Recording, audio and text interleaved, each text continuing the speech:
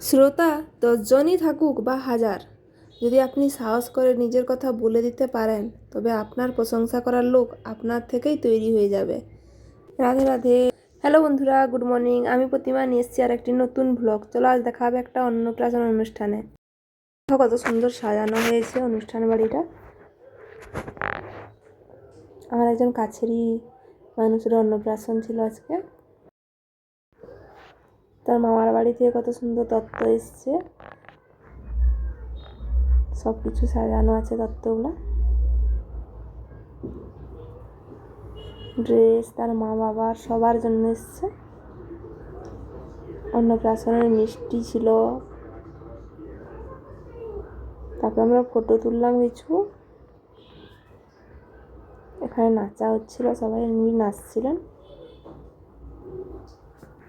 তারপর আমি কিছু ফটো ক্লিক করলাম।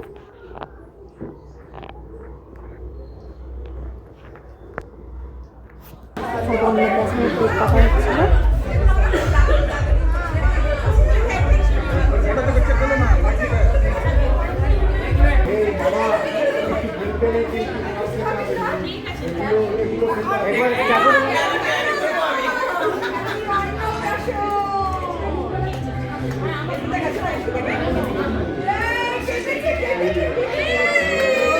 কেক কাটার পর আমরা যে এসেছিলাম খাবার জায়গা, ধরো মেনুগুলো কী কী দেখাচ্ছি।